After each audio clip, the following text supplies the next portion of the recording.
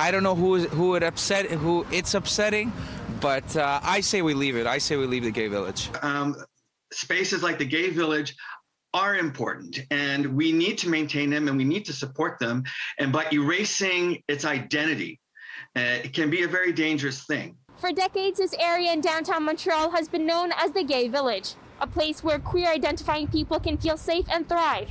But now the village's merchant group wants to remove the word gay from the Gay Village's name to try to be more inclusive. On the one hand, I understand why there is a push to not call it the Gay Village. The word gay is now almost exclusively associated with gay men, and gay men is only just one letter in the LGBTQ acronym.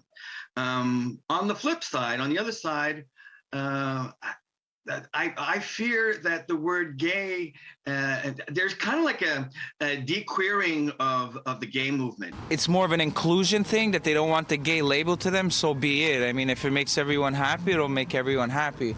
But my opinion, I like calling it the Gay Village. The merchants group representing the village tells City News in a statement, the Société de Développement Commercial Village Montréal wish that we no longer call the village the Gay Village, but only the village or Montreal's village, so that all people of the 2S LGBTQ+ communities feel welcome, accepted, and respected.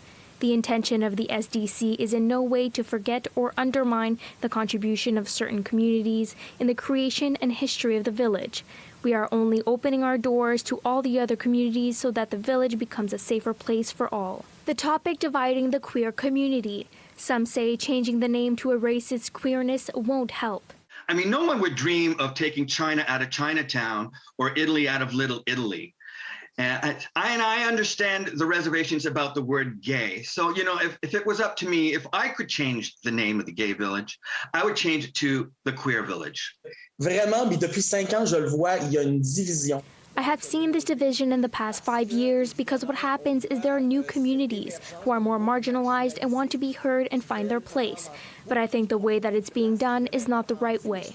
Many have taken to the group's Facebook page to praise the motion, saying it doesn't discriminate against transgender and two-spirit people who may not identify with the gay label. The group said the results of an ethnographic study revealed its merchants felt like they wanted a stronger sense of belonging in the community for all and felt the village has become unsafe. Les porte-parole de la communauté. They aren't the spokespeople of the community and they don't have the legitimacy to speak for all members of the community.